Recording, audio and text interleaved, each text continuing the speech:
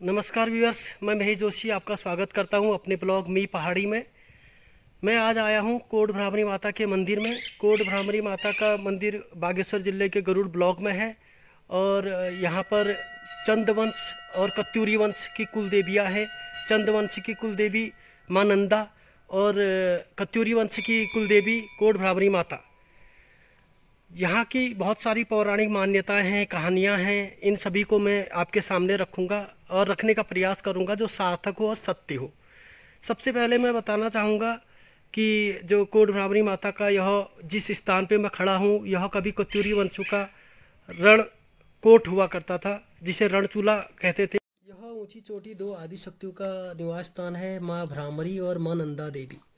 माँ भ्रामरी के बारे में दुर्गा सप्तशती के 11वें अध्याय में वर्णन है, जिसमें बोला जाता है कि माँ की पूजा चैत्र के नवरात्र में की जाती है। यहाँ पर 3 दिनों का आयोजन किया जाता है। क्षेत्र के बहुत सारे लोग यहाँ आते हैं। माँ 3 दिन तक यहाँ पूजा अर्चना जागर की जाती है और माता जो है पुजारी के आंग में प्रवेश करती है और यहाँ पर लोगों को आशीर्वाद देती है।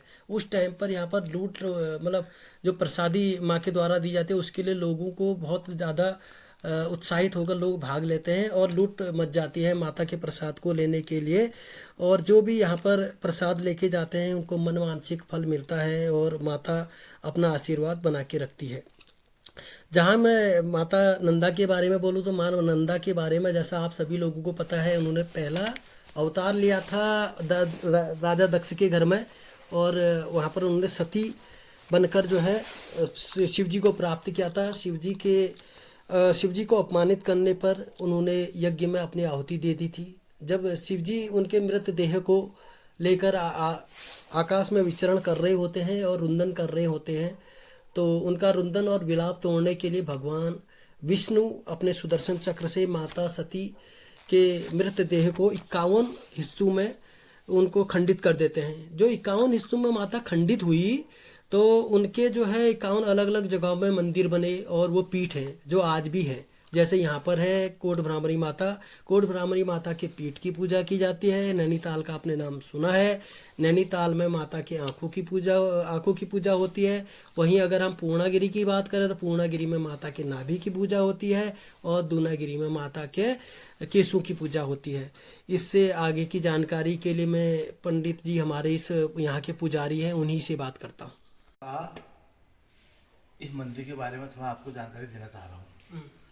जिस स्थान पर हम बैठे हुए हैं, जिस स्थान पर मंदिर है, इस स्थान पर जो है ऋषि मुनि लोग सत्युग में तपस्या क्या करते थे। ठीक है, तो बाकी जो आपको खाई जैसी दिख रही है जिसमें बस्ती है, तो ये पूरा तालाब था। अच्छा, ये टापू था ऊपर। तो इसमें जो है ऋषि मुनि लोग तपस्या क्या करते थे सत्युग में। तो अरुण नाम का एक दैत्य उत्पन्न हुआ। अरुण, सतयुग की बात है। हाँ, सत्युग की बात है। उसने जो है ब्रह्मा जी से वर लिया कि 4 हाथ पैर वाले से 2 हाथ पैर वाले से मेरा वध न हो। ठीक है, तो वो बेफिक्र हो गया क्योंकि 4 हाथ पैर और 2 हाथ पैर से ज्यादा तो नहीं होते हैं ना। हाँ। तो उसने क्या किया कि ऋषि मुनियों को जो है यहाँ उसने बहुत तप कर दिया, बहुत दुखी कर दिया। जो यहाँ पर जब तब कर रहे थे। उसके बाद उनको दुखी करके फिर तालाब में घुस जाता, फिर उनको फिर दुखी करता, फिर तालाब में घुस जाता। जब वो अति दुखी हो गए तो उनने जो है आदिशक्ति जगदम्बा भगवती से आराधना करी कि हे माता इस दुष्ट से हमारी रक्षा करें। अच्छा। तो माता जी स्वयं जो है इस स्थान पर जहाँ पर एक घटोला बना हुआ है, अच्छा, ये बाहर में जो एक घटोला बना हुआ है जहाँ पर पहले इसमें बलि हुआ करती थी। जब पशु यहाँ पर बलि प्रथा चलन में थी तब की बात है। अब तो बंद हो गई, अब बंद हो गई, अब 2009 से बंद हो गई। तो इस स्थान पर जो है माता जी स्वयं शेर में सवार होकर प्रकट हुई। तो माता जी से असंख्य भौरे निकले। भौरा का मतलब फूल में बैठता है, भौरा 6 पंज उसके 60 पद बोलते हैं उसको। हाँ, 6 पंज वाला।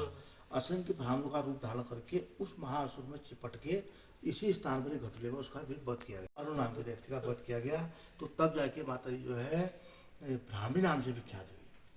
तो बाकी जो है फिर उसका इतना रक्त हो गया है, इतना रक्त हो गया, पूरा तालाब जो है रक्त से लाल हो गया पूरा। यानी जो पहले पानी से भरा पड़ा था, हाँ, वो पूरा रक्त से लाल हो गया। अच्छा। तो उसके बाद जो है माता जी ने ऐरावत हाथी को बुलाया इंद्र के यहाँ से। अच्छा। ठीक है, इंद्र के यहाँ से ऐरावत हाथी को बुला के जो है जहाँ पर बागेश्वर से ऊपर बोलते हैं इधर हरिद्वार छेना जो नाम बोलते हैं। अच्छा। हरिद्वार चीना से जो है उस हाथी को वहाँ भेजा गया, उससे जो है सूंड से जो है वहाँ से खुला। अच्छा, तब वो पानी की निकासी पानी हुई जो है। फिर पानी की अच्छा निकासी अच्छा हुई अच्छा। वहाँ से। हाँ, पानी की निकासी हो गई, तब पूरा रक्त सारा जब पूरा क्लियर हुआ, तो कुछ समय के बाद जो है फिर जब ये पूरा सूख गया, सूखने के बाद जो है तब जाके फिर यहाँ बस्ती हुई तो तब जाके सभी लोग माँ भगवती आदिशक्ति जगदम्बा ब्राह्मणी की आराधना सतयुग से आज तक बराबर करते आए हैं और आगे को करते रहेंगे। अच्छा, जो ये इधर नंदा माँ नंदा की भी फोटो वो है, मूर्ति है, नंदा इसके जो बारे में? है, नंदा देवी 2 देवियाँ हुई यहाँ, एक ब्राह्मणी माता, एक नंदा देवी हो गई। नंदा देवी की जो है 7 बहनें हुई, अल्मोड़ा, नैनीताल, हिमालय में, हिमाचल में, ये लगा के टोटल ये जो है 7 पहने हुए। बहनें हुई। तो सबसे बड़ी जो है इनकी वहाँ हिमालय में हुई। अच्छा। तो जो राजा यात्रा जो चलती है 12 साल में इनकी, नंदा की, हाँ, तो जो राजा यात्रा चलती है तो अल्मोड़ी से नैनीताल से होते हुए यहाँ भी शाम को ब्राह्मणी माता की उसमें रेस्ट होता है शाम को। हाँ, यहाँ पर होता है यात्रा का। तो उसमें क्या होता है कि जितनी भी ये बहनें हैं सब जो है अपना अपनी तरफ से श्रृंगार, कोई कुछ उस जो हिमालय में रहती है इनकी बहन पार्वती। हाँ। तो वहाँ जो है, क्योंकि वहाँ कोई भी मतलब इस टाइप का जो है, जिस प्रकार हमारे यहाँ से पहले से अभी भी प्रथा है, हमारे यहाँ जो भिठोली देते हैं, तो वो 12 साल में एक बार जो है उसको अपनी बहन को भिठोली देने के लिए वहाँ सब बहनों की तरफ से दिया जाता है। यानी कि वो हमारे यहाँ से अगर बोला ना, यहाँ की कन्या हुई, वो यहाँ उसका मायका हुआ, माता का मायका, भोलेनाथ का ससुराल यहाँ हुआ हमारे इधर। अच्छा अच्छा अच्छा। ये है मामला। अच्छा सर, ये जो केले का पेड़ वाली कहानी है, मोबाइल केले की पेड़ वाली कहानी यह है कि जो असुर नाम का जो दैत्य था, ये माँ नंदा ने जिसको मारा, महिषासुर। हाँ, महिषासुर, असुर, हाँ महिषासुर दैत्य जो है वो माता जी के पीछे पड़ गया। अच्छा। पीछे पड़ गया तो माता जी जो है वहाँ जो हमारे यहाँ ऊपर बोलते हैं, गाँव का नाम क्या बोलते हैं ये मवाई। तो मवाई जो वहाँ जो है केलों के बहुत सारे पेड़ थे, पूरा जंगल था वहाँ। अच्छा। तो उसके जो है केले के पेड़ के अंदर घुस गई माता जी, छुप गई अच्छा। अपने को बचाने के लिए। तो जैसे वो वहाँ आया तो माता जी ने छुप के जो है फिर उसका वध कर दिया, वहीं पर ही मवाई गाँव में ही वध उसका कर दिया।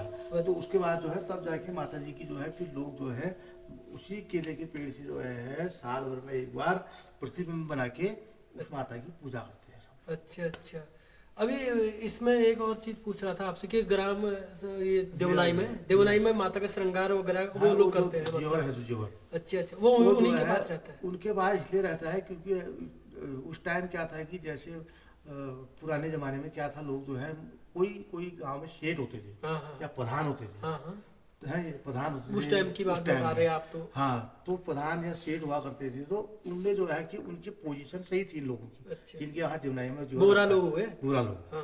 तो तब जाके जो है वो जीवर उनके वहाँ रख दिया कि इनके यहाँ जीवर सुरक्षित रहेगा, तो इसलिए वो जीवर उनके वहाँ रखा गया है। अच्छा। बाकी जीवर मंदिर का ही हुआ माता जी का। अच्छा पंडित जी, एक चीज और पूछ रहे थे कि ये जो माँ नंदा की मूर्ति थी पहले इधर झलीमाली गांव में थी। हाँ, 100-150 साल पहले शायद आप ही लोग के पूर्वज लोग इनको यहाँ लाए हैं। वो जो है माता जी की जो है, ये नंदा की जो है असल मंदिर वही हुआ झालावाली में। अच्छा। तो वहाँ भी और यहाँ भी दोनों जगह हमारे जो है पूर्वज ही पूजा करते थे, पुजारी हम ही थे वहाँ के। हाँ हाँ, बताते हैं ना। हाँ, तो पुजारी हम ही थे। तो उनने कहा यार हमें दो जगह जाना पड़ रहा है करके, उनने जो है नंदा की मूर्ति को भी जो है ढोल नगाड़ों के साथ में उठा के यही दोनों देवियों को एक साथ स्थापना कर दिया, ताकि जो है हम एक ही जगह दोनों की पूजा करके हमें जो है समय से हम अपना निकल सकेंगे यहाँ को। इसलिए जो है दोनों देवियों को एक साथ रख दिया गया। अच्छा। तो इनका जो चैत्र अष्टमी और भादो अष्टमी का जैसा थोड़ा सा, भादो की अष्टमी का जो मेला होता है इनका। अच्छा अच्छा। हाँ, जो भादो में जो 3 दिन का मेला लगता है, वो प्रतिबिंब में जो बनाया जाता है। हाँ, वो नंदा डिगरा नंदा का। तो वो 3 दिन का मेला यही लगता है इनका, है नंदा का। अच्छा। राम जी का मेला जो लगता है चैत की अष्टमी में लगता है, चैत अष्टमी और अष्टमी को लगता है। अच्छा अच्छा। ये है। चलो, ये कहानी तो इनकी माता की हो गई। वैसे 150 साल पहले ही आए शायद माँ नंदा ऊपर लेके आए। तो पहले तक तो आपके मैंने सुना कि 4 बजे आते थे घोड़े से, यहाँ पर पूजा अर्चना करा, श्रृंगार किया माता का, फिर जाके नीचे गए। फिर हमारे हिंदू धर्म में रक्षा धागे का बहुत महत्व है, जिसे कलेवा भी कहते हैं। जो भी श्रद्धालु इस मंदिर में आते हैं उनके और उनके परिवार की रक्षा के लिए मंत्रोच्चार के साथ इसे पंडित जी हाथ में बांधते हैं। मैं आप लोगों को कुछ यहाँ के अच्छे व्यू दिखाता हूँ। ये देखो, जब आप इस मंदिर के सबसे ऊपर आएंगे तो सबसे ऊपर जो ये बिल्डिंग बनी हुई, यहाँ से अगर आप ये नज़ारे देखेंगे, खूबसूरत से खेत है और हरा भरा चारों तरफ मन को सुकून देने वाला एक वातावरण यहाँ पर है। कई सारे लोग आते हैं जो यहाँ पर रह के आके फ़ोटो वोटो खिंचाते हैं और अपने यादों को, यहाँ की यादों को कैमरे में समेटने की कोशिश करते हैं। तो बहुत ही खूबसूरत नज़ारा है। आपको मैं हिमालय दिखाता, लेकिन वहाँ पर कुछ बादल लगे पड़े हैं। बादल लगने के कारण से जो है ना, पूरा वो दिख नहीं पा रहा है आपको हिमालय, लेकिन कहीं कहीं पर आपको थोड़ा बहुत ये दिख जाएगा। यहाँ पर लगभग 60 गांव इस जगह से, इस खूबसूरत से कत्यूर घाटी के आपको दिख जाएंगे। और जो अभी पंडित जी आपको बता रहे थे कि यहाँ पर जो तालाब था, अगर आप देखेंगे गौर से ऊपर से तो बिल्कुल सेम टू सेम बिल्कुल वैसे ही दिखता है जैसे पंडित जी आपको कहानी बता रहे थे। तो ये यहाँ की कहानी थी और यहाँ की जो पौराणिक एक स्थान है और जो पवित्र स्थान है, तो मैं यहाँ के बारे में जो बताने का प्रयास किया मैंने। आपको कैसा लगा आप बताना मेरे को ज़रूर, और कमेंट ज़रूर करना। हो सकता कि मेरे लिए कोई सीख बने और आगे जो है मैं और सुधार अपने आप में करूँगा।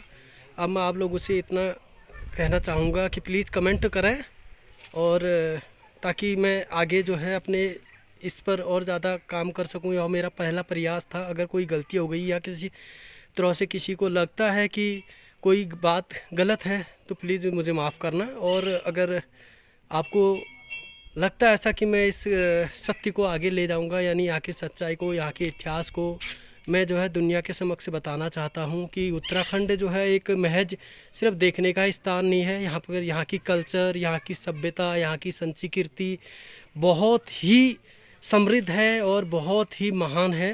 मैं उस चीज़ को बताना चाहता हूँ और अपने उत्तराखंड को एक जो है बड़े प्लेटफॉर्म पे ले जाना चाहता हूँ। इस सब के लिए मेरे को आपके सपोर्ट की, हेल्प की ज़रूरत पड़ेगी। तो प्लीज़ लाइक, कमेंट और शेयर ज़रूर करें। इसी शब्दों के साथ आपसे मैं विदा लेता हूँ। प्रणाम।